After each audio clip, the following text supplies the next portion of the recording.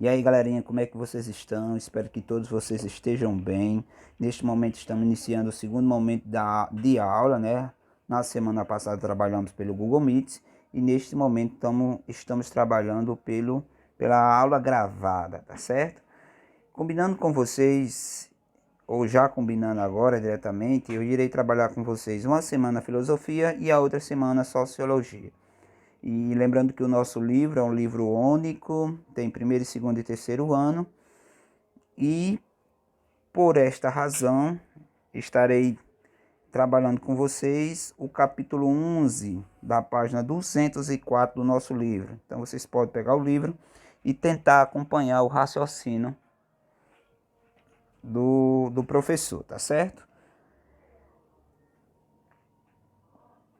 Neste momento, pessoal, lá na página 205, ele vai falando assim: polis e filosofia, a passagem do mito ao logos. O que podemos entender mito ao logos, certo? Mito, pessoal, vem da mitologia, a mitologia grega, e logos vem a razão. Aí surgiu a mitologia e o pensamento racional, que até então não tinha, era apenas a mitologia grega. Aí por isso que ele chama os pensamentos pré-Sócrates, que é os pensamentos dos primeiros filósofos. No nosso livro, vai contar um pouquinho na história do pensamento ocidental, os filósofos.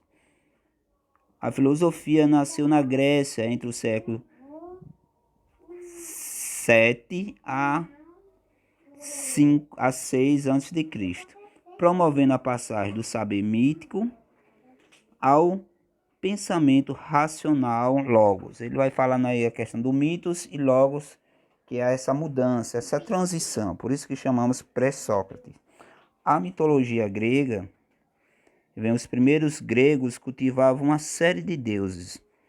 Aí tem Zeus, Hera, Ares, Atena, além dos heróis ou semideuses, Teseu, Hércules, Perseu e etc. Relatando a vida desses deuses e heróis e seu envolvimento com os humanos, criando uma rica mitologia. Isto é, um conjunto de lendas e crenças que, de modo simbólico, fornecia explicações para a realidade universal. A mitologia grega é formada por grandes números de relatos maravilhosos ou lendas que ainda inspira diversas obras artísticas ocidentais. Então, até então, a mitologia grega, que muitas pessoas começaram a acreditar só apenas na mitologia, e nesse momento começou a surgir o Logos. Logos, a gente vai falar a questão de racionalidade, da razão. Como surgiu? A partir da expansão marítima, né, começou a aumentar também o comércio. Antigamente o comércio era por troca de mercadoria.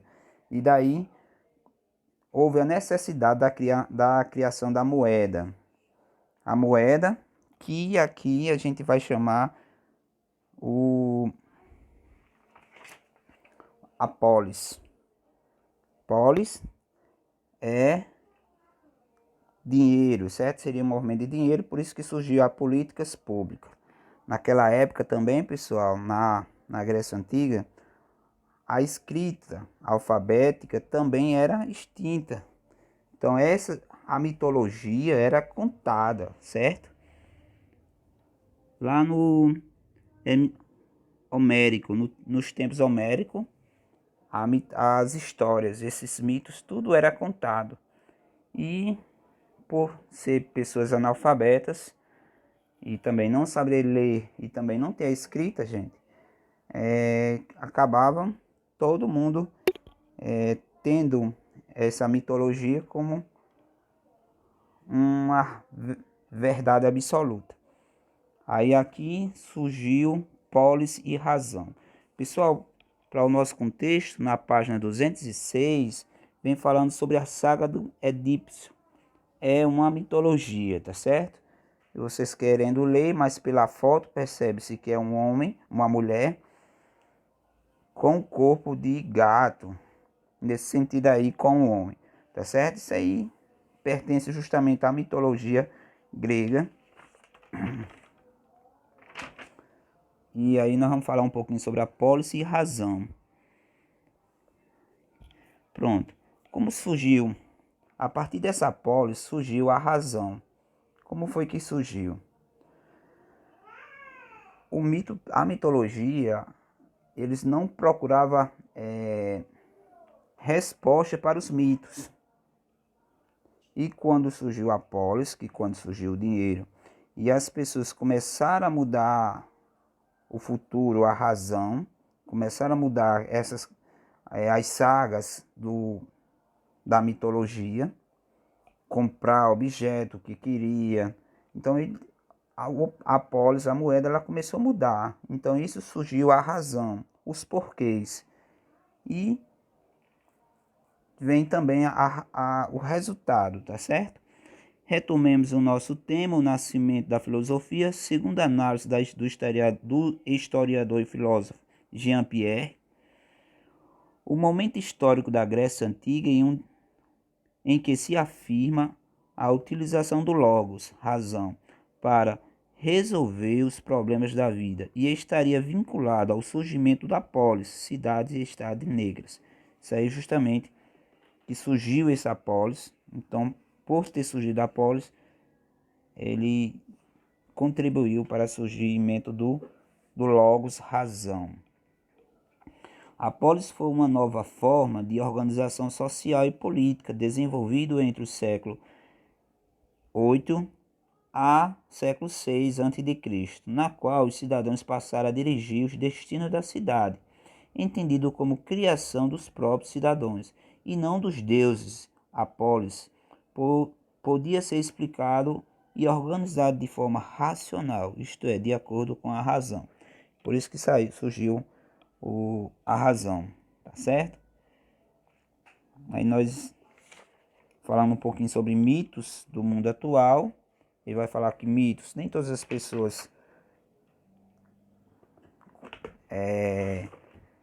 precisam entender ou que tem aquela como a verdade absoluta.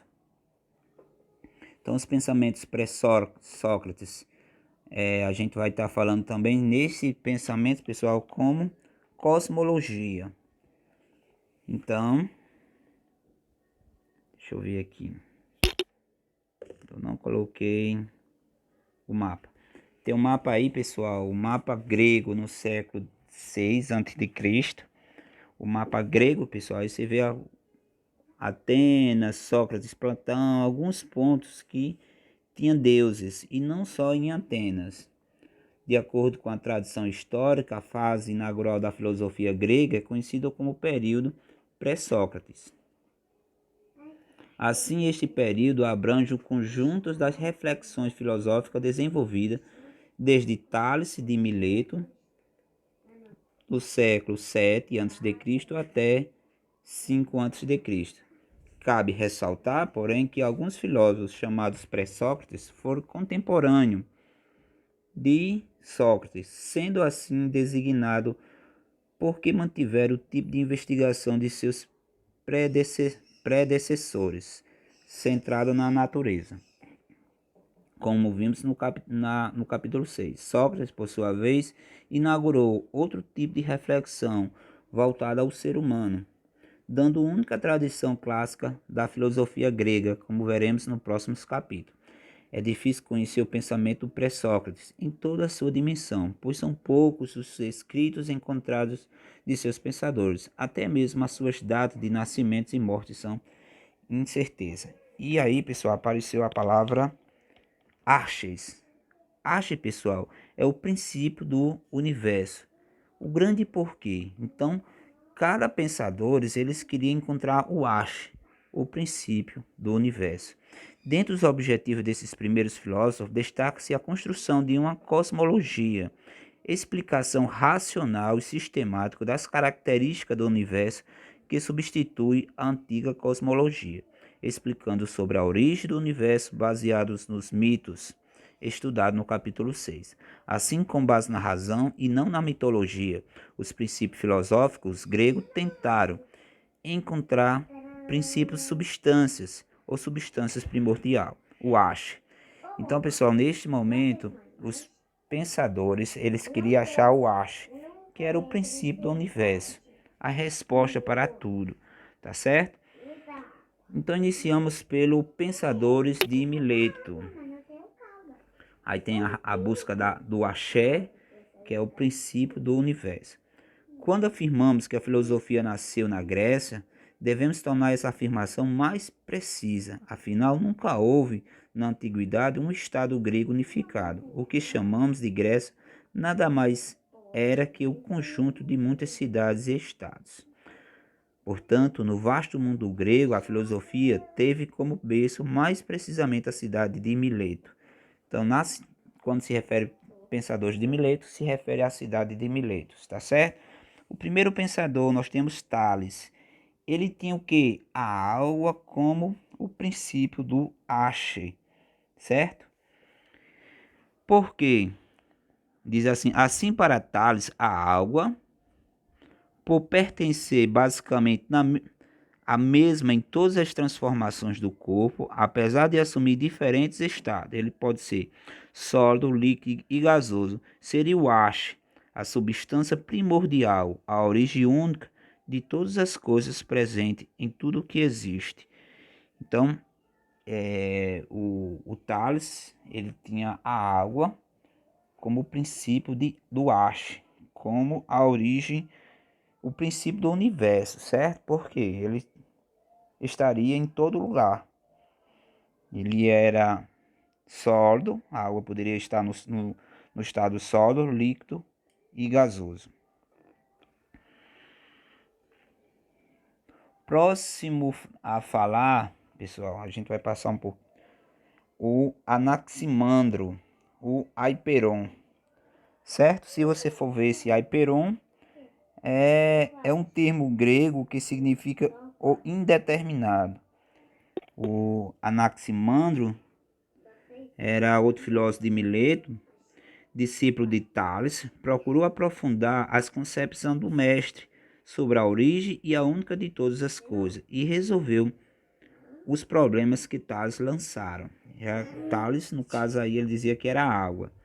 O Anaximandro, que era um discípulo de Tales, ele disse aí que era indeterminado. Ele buscou em meio de diversos elementos observáveis e determinados no mundo natural, especialmente as tradicionais, pares do contrário, que se devoraram entre si, água, terra, ar e fogo. Mas não lhe foi possível identificar entre elas o princípio único e primordial de todos os seres. Anaximandro pensou então que deveria haver outras substâncias diferentes e limitadas, e que delas nascesse o céu e todos os mundos nele contido. Foi assim que o filósofo chegou à conclusão de que o ache é algo que transcende os limites da observação observáveis, ou seja, que não se situa em uma realidade ao alcance dos sentidos como água. Por isso, denominou aiperon. É um termo grego que significa indeterminado. Depois do Anaximandro, veio Anaximenes, também um pensamento da cidade de Mileto, né, dos pensadores de Miletos. Ele diz aí que o ache para ele era o ar, porque o ar estava em todo local e não poderíamos viver sem o ar. Anaximandro, a discussão sobre o problema do ache, prosseguiu com o terceiro milênio. Anaximenes, discípulo de Anaximandro, ele concordou que a origem de todas as coisas era indeterminado, tá certo? Mas recusou atribuir a essa indeterminação o caráter do ache. Para Anaximenes, a substância primordial não pode ser um elemento situado fora dos limites da observação e da experiência sensível, como o Aiperon. Então, em discordância com os aspectos do pensamento dos dois mestres anteriores, buscava uma síntese entre eles. Anaximenes incorporou o argumento de ambos e propôs o ar como o princípio de todas as coisas, o ache, tá certo? Já o Pitágoras, né, que a gente conhecemos muito na matemática, que ele tinha a questão dos números, para para onde ele via, olhava, ele via o número, né? Números, media. Então, para eles tinham o quê? Nada mais que nada menos dizer que o Ache é a origem do princípio do universo era os números. Resposta bastante distinta na busca do Ache veio o de Pitágoras de Samos. Profundo estudioso de matemática, Pitágoras defendeu a tese de que todos os números, todas as coisas são números. Contou que para chegar a essa tese, primeiro teria percebido que a harmonia dos acordes musicais correspondia a certas proporções aritméticas. Supôs então que as mesmas relações se encontrariam na natureza, unindo essa suposição aos seus conhecimentos de astronomia, com as quais podia, por exemplo, calcular antecipadamente o deslocamento dos astros. Concedeu a ideia de que o cosmo harmônico, regido por relações matemáticas, teoria da harmonia das esferas. Então, pessoal, em síntese, Pitágoras tinha como os números como haste, né? Para onde eles olhavam, ele percebia que os números poderiam ser o haste do universo, o princípio de o princípio de todo o universo, certo? O Eratse, próximo aí foi Eratse, fogo e adivinho. Esse adivinho, pessoal, é vinha ser, tá certo? Então, Eratse, ele falou que o fogo era o princípio, o ache do universo, certo? Em Éfeso e outras cidades, diz assim como os pensadores de Mileto, era cíclico, observava que a realidade é dinâmica e que a vida está em constantes transformações.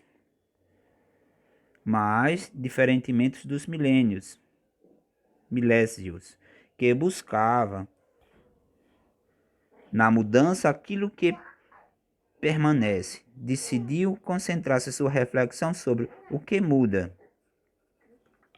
Assim, o filósofo dizia que tudo flui, nada persiste e nem permanece o mesmo. O ser não é mais o que havia ser. Então ele vem esse adivinho. Ele diz que o fogo destrói tudo. E ele falou nesse sentido aí. Ele vai falar aqui opostos, antagonista e lutas de força. Pessoal, eu estou querendo aqui fazer um resumo. O próximo Pensadores, pessoal, a gente vai vir o Pensadores de Leia. As diversas cosmologias que acabamos de estudar despertaram na época uma nova questão.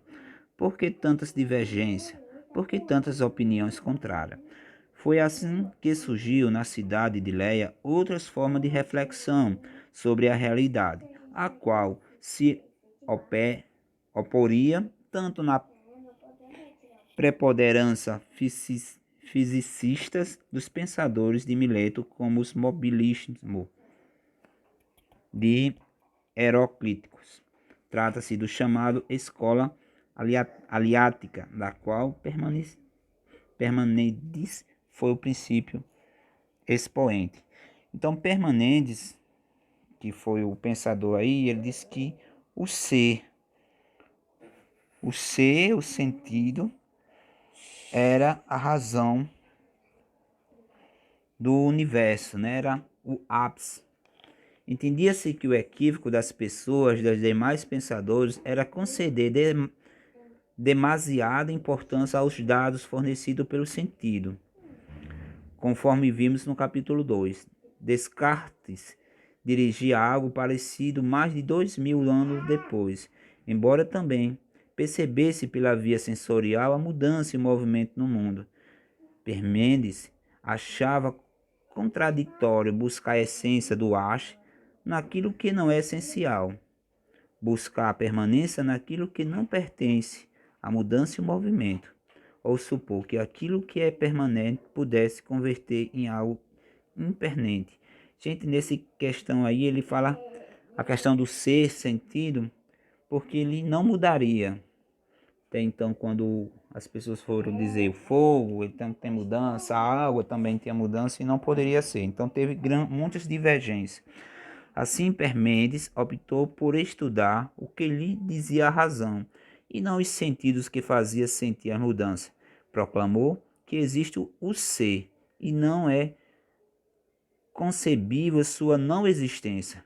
Em suas palavras, ele dizia: o ser é, o não ser não é. Tentamos compreender melhor essa frase e permanece o óbvio. O ser.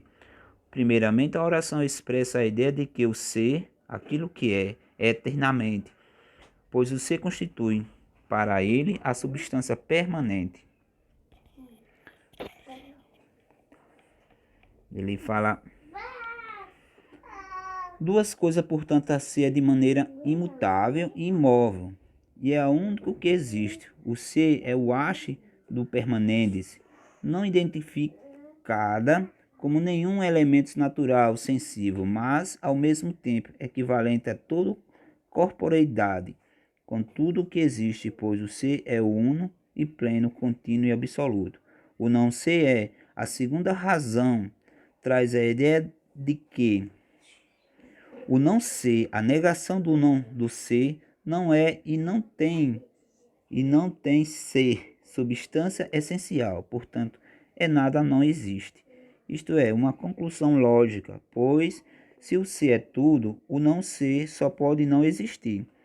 Para Parmênides, o não ser se identifica como mudanças, pois mudar é justamente não ser, mas aquilo que era nem ser ainda algo é.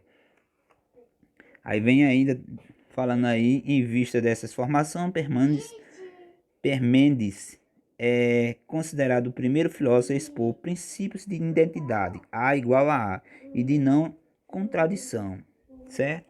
É que ele, na frase aí, pessoal, o ser é e o não ser não é. É o que ele quer dizer.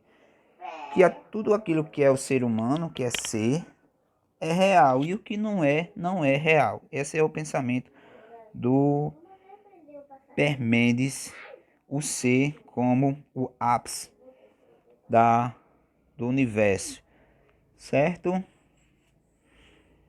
Vamos passando para o próximo, vem falando sobre Empedocles, os quatro elementos. Para ele, os quatro elementos eram o ápice do universo. Defendeu assim a existência de quatro elementos primordiais, que constituem as raízes de todas as coisas percebidas: o fogo, a terra, a água e o ar. Esses elementos seriam movidos e misturados de diferentes maneiras em função de dois princípios universais opostos: amor e o ódio. Amor responsável pela força de atração e união pelo movimento do crescente harmonia das coisas. O ódio responsável pela força de repulsão e desagregação e pelo movimento de decadência, dissoluções e separação das coisas.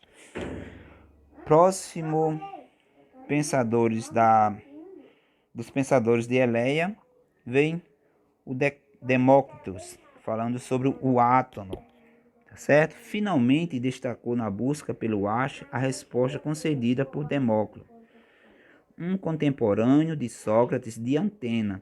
Apesar de ser até mais novo do que este, sua reflexão inscreveu principalmente dentro da tradição pré-Sócrates. Ele foi o responsável, junto com seu mestre Leucipo, pelo desenvolvimento de uma doutrina que ficou conhecida pelo nome de atomismo. Democlítico concordava com a necessidade de plenitude e unidade de ser, como havia afirmado Parmênides, mas não aceitava que o não ser, movimento, a multiplicidade, fosse uma ilusão. Para ele, a experiência do movimento era justamente a prova da existência de não ser, que em sua concepção seria, como veremos, o vazio. Aproximando-se às concepções física, química e moderna da realidade, sua doutrina dizia que todas as coisas que formam a realidade não constituem por partículas invisíveis, por seres muito células invisíveis. Demócrito denominou-se, portanto, átomos. a palavra de origem grega, que significa não visível, divisível, a negação como parte de divisão, como ser permanídeo, permanídico. O ato democrítico seria o uno, pleno e eterno. Esses seriam os pensamentos do pré-Sócrates, certo, pessoal? Entende-se que um sempre vem se contradizendo o outro, ou vem complementando, e esses seriam os principais momentos da razão, do racionalização. Por isso que chamamos pré-Sócrates, porque futuramente nós vamos estudar os pensadores de Sócrates, certo? Nos próximos capítulos. A gente vai estar estudando os pensadores de Sócrates e o desenvolvimento da